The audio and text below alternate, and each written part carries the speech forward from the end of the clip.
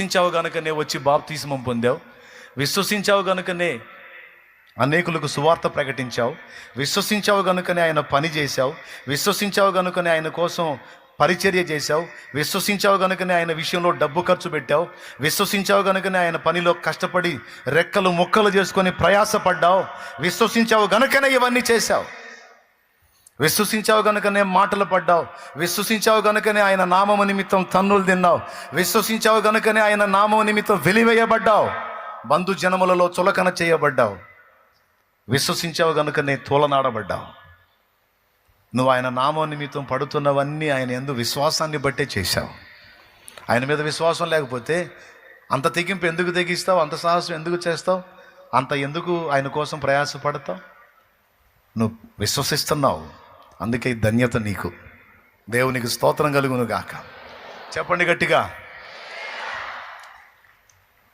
చాలామందిని ఆయన రక్షించలేకపోవడానికి కారణం వారు ఆయనను విశ్వసించకపోవటమే అని రాసుకో. చాలామందిని ఆయన రక్షించలేకపోవడానికి కారణం వారు ఆయనను విశ్వసించకపోవడమే. ఇంకా వేరే కారణం ఏం లేదు. విశ్వసించిన వారిని అందరినీ రక్షించుటకు ఆయన సమర్థుడు. ఆయన ఎన్నిసార్లు విశ్వాసాన్ని ఘనపరిచాడంటే, ఎన్ని చోట్ల బైబిల్లో విశ్వాసాన్ని హైలైట్ చేశాడంటే, చాలా చోట్ల తన శక్తిని కూడా ఘనపరచినంతగా విశ్వాసాన్ని ఘనపరిచాడండి. ఎందుకో తెలుసా? విశ్వాసాన్ని మనం కలిగి ఉంటేనే ఆయన శక్తి మన మీద పనిచేసేది, లేకపోతే పనిచేయదు. అందుకే మీ అందరికీ నేను మొదటి మాటగా చెప్తున్నటువంటి విషయం ఏంటంటే, విశ్వసించుట అనే విషయాన్ని తేలిగ్గా తీసుకోవద్దు.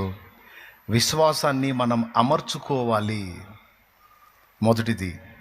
రెండవది, విశ్వాసాన్ని డెవలప్ చేసుకోవాలి, అభివృద్ధి పరుచుకోవాలి. రెండవది. మూడవది, విశ్వాసాన్ని ప్రజ్వలింప చేయాలి. 3 సంగతులు.